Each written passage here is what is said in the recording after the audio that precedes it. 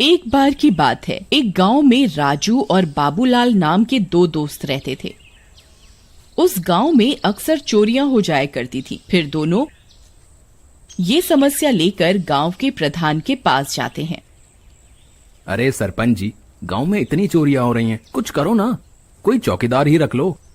अरे राजू बेटा, मैं क्या करूं, कई बार चौकीदार रखा है गांव में, लेकिन न जाने क्यों कुछ ही दिनों में वो नौकरी छोड़ के चले जाते हैं।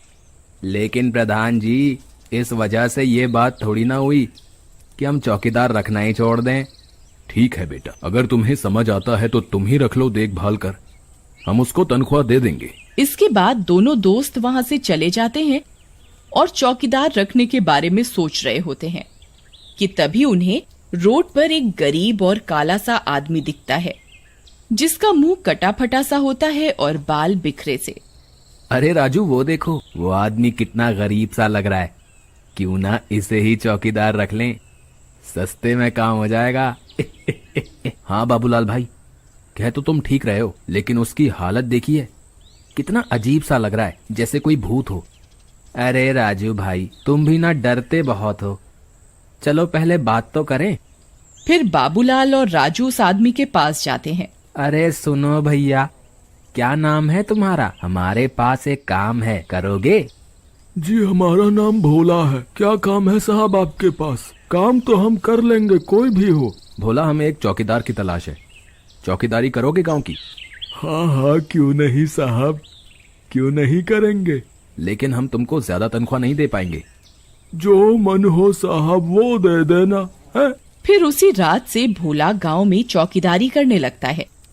जागते रहो, जागते रहो, जागते रहो।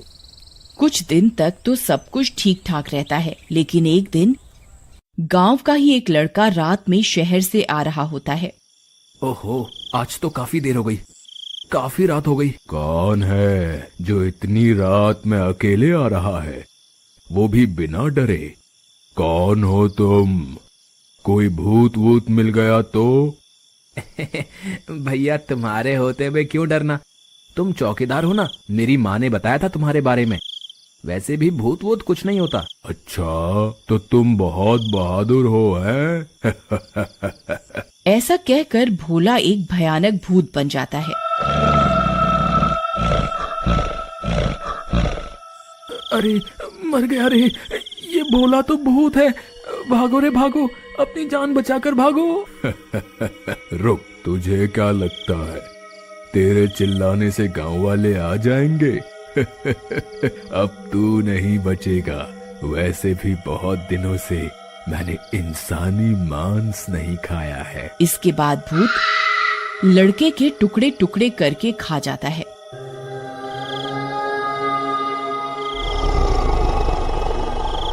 अगले दिन गांव वालों को उस जगह पर लड़के की हड्डियां मिलती हैं।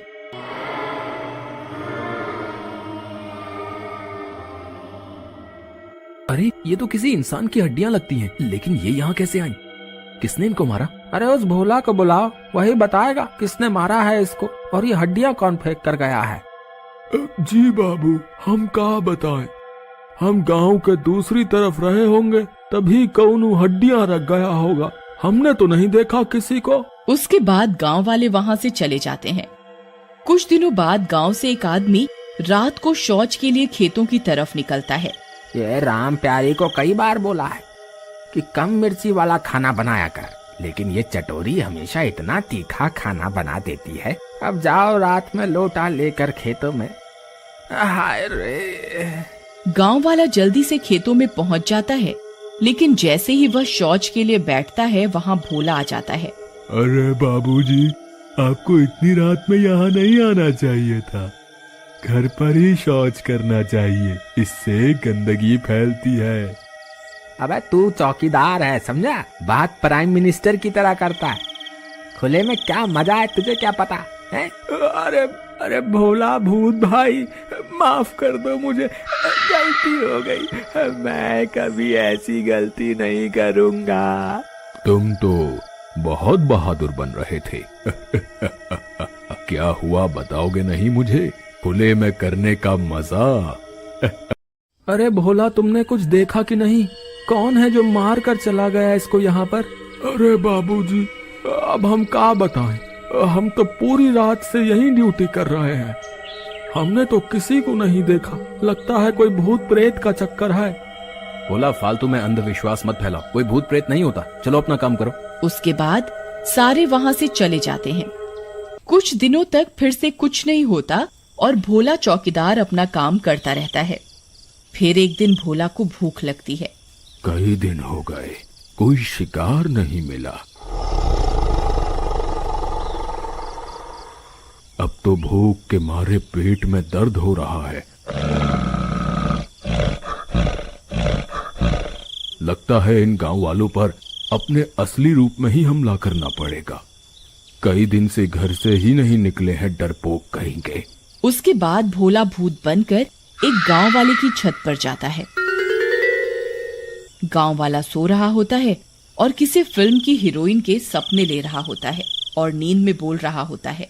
भूत उसके पास जाता है और उसे छूता है। अरे ऐश्वर्या जी, थोड़ा हाथ हटाओ ना, हमको कुछ कुछ होता है। हाँ, आप नहीं समझेंगी।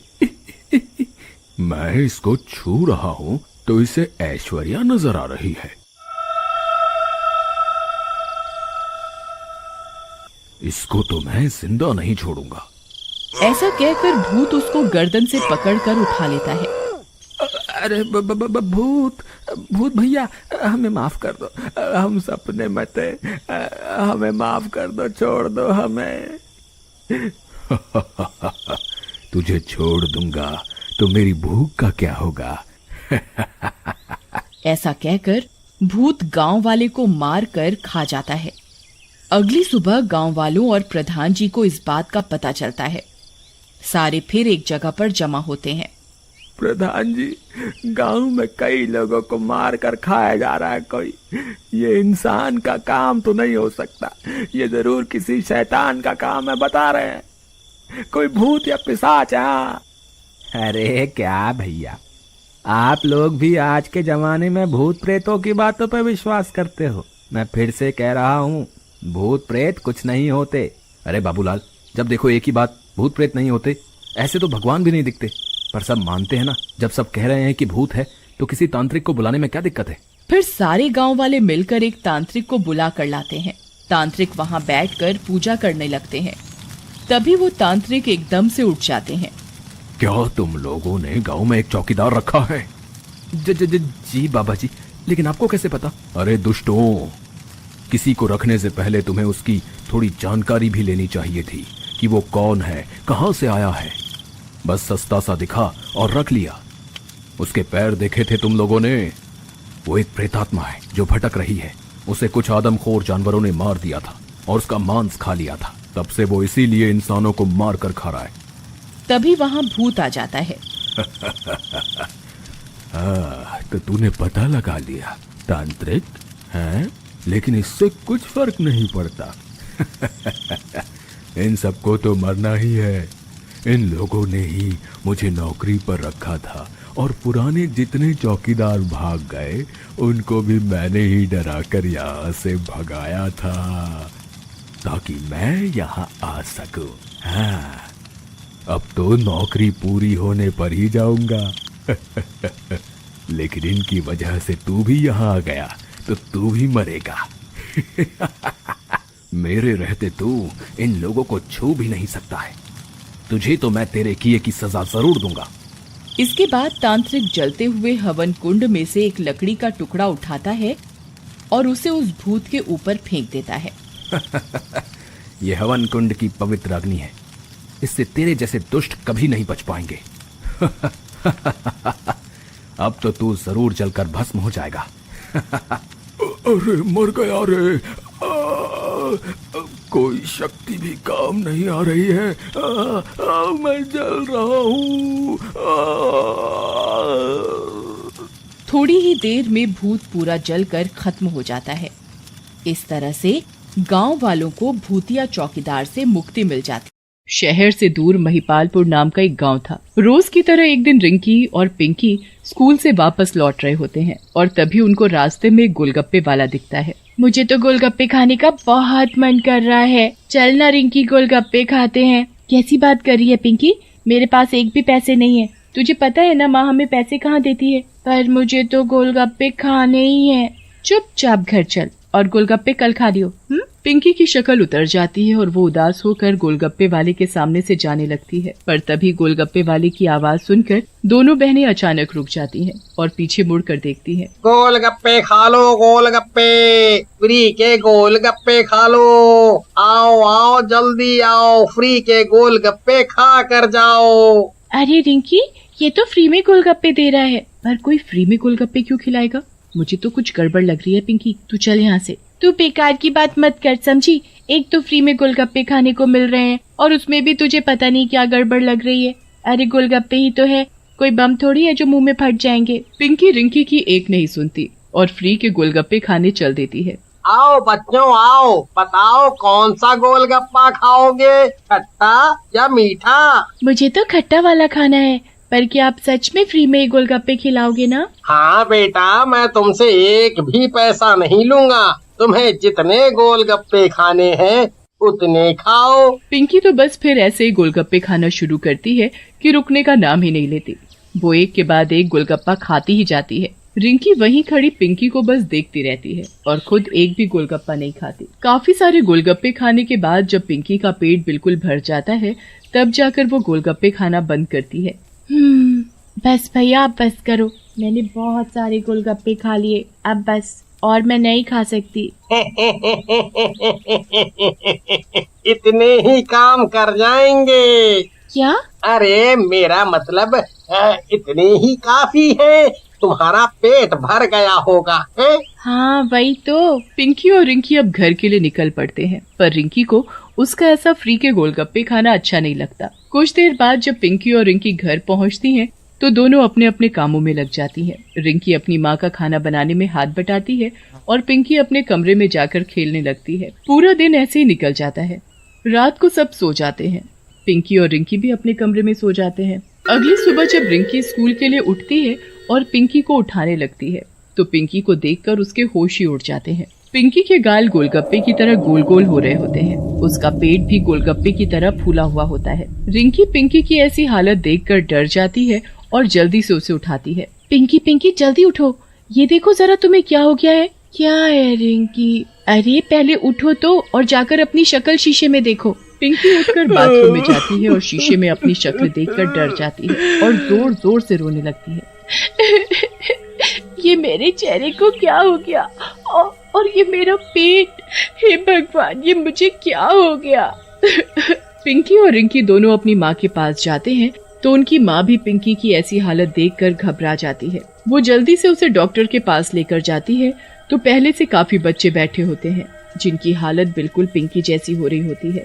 सबके गाल फूले हुए और पेट मटके की तरह बाहर होता है। हे भगवान, ये क्या नई बीमारी आ गई हमारे गांव में। मुझे तो लगा था कि मेरी बेटी को क्या हो गया, और ये तो देखो कितने सारे बच्चे ऐसी हालत में बैठे हैं। मुझे भी कुछ समझ नहीं आ रहा, ये आखिर कौन सी बीमारी है। मैंने तो आज तक कभी ऐसी बीमारी नहीं देखी, और ऊपर से ये इतने सारे बच्चों को एक साथ। समझ ही नहीं आ रहा कि मैं करूं तो क्या करूं। कुछ ही देर में सभी बच्चों के गाल और पेट और ज्यादा फूलने लगते हैं।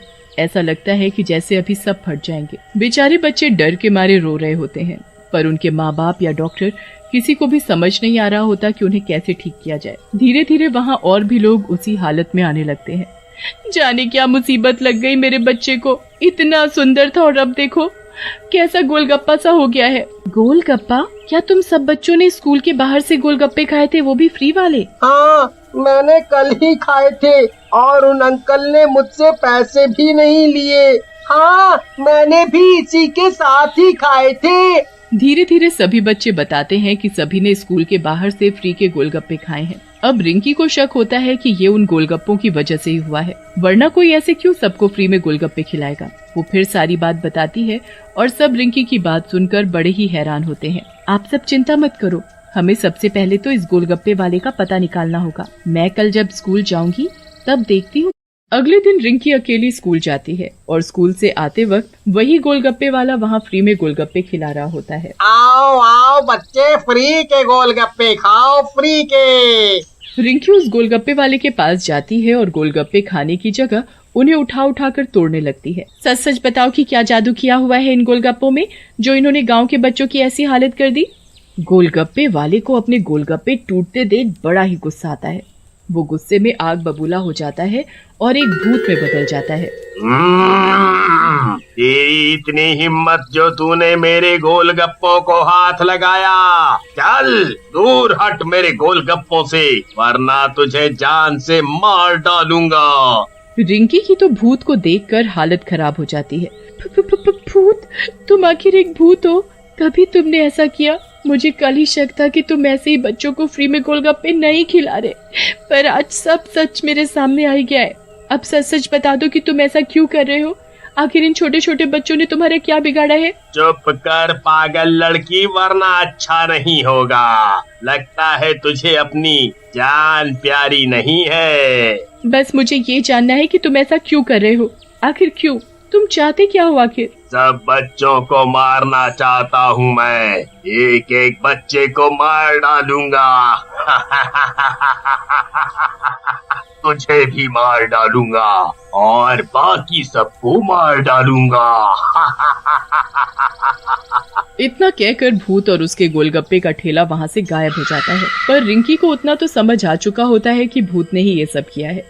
वो जल्दी से अपने माँ बाप के पास जाती है और उनको सारी बात बताती है। पूरे गांव में भूत के फ्री के गोलगप्पे वाली बात फैल जाती है। बच्चों की हालत दिन पर दिन बुरी होती जा रही होती है, क्योंकि वो हर दिन और ज्यादा फूल रहे होते हैं। फिर कुछ लोग मिलकर एक तांत्रिक के पास जाते हैं और उनको सारी बात बताते हैं। मैंने ऐसे बहुत भूतों को ठिकाने लगाया है। ये खाने का लालच देकर बच्चों को अपने वश में कर लेते हैं और फिर उनका इस्तेमाल करके ताकत हासिल करते हैं। आप बस हमको बताओ। इसका एक ही उपाय है, थोड़ा कठिन तो है, पर अगर तुम लोग अपने बच्चों को बचाना चाहते हो तो तुमको ये करना तो पड़ेगा ही। आप बस हमको बताओ, हम गांव वाले अपने बच्चों को बचाने के लिए कुछ भी करेंगे। तो ठीक है, फिर यहाँ से करीब 50 किलोमीटर की दूरी पर एक जंगल है। उस जंगल में एक छोटा सा तालाब है। उस तालाब का पानी जादुई है। वो पानी हमेशा उबलता रहता है, पर अगर कोई सच्चा इंसान उसे हाथ लगाए तो वो बिल्कुल ठंडा होता है। उस पानी को तुमको यहाँ लेकर आना है और भूत पर छिड़कना है। उस पानी से उस भूत का अंत होगा और उसी से सभी बच्चे वापस पहले जैसे हो जाएंगे।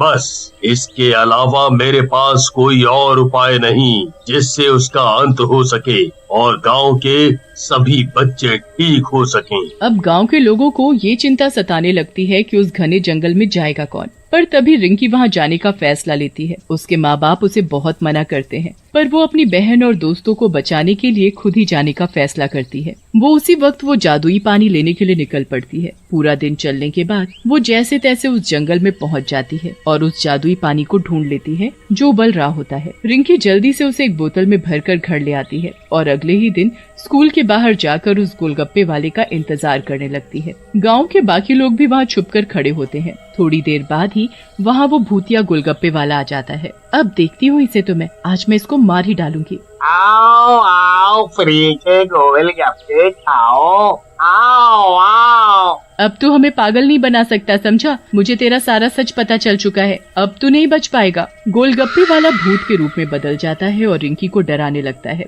मैंने तुझे कल ही समझाया था ना, फिर भी तेरी इतनी हिम्मत तो तू आज फिर आ गई। अब आज तू मुझसे बच नहीं पाएगी।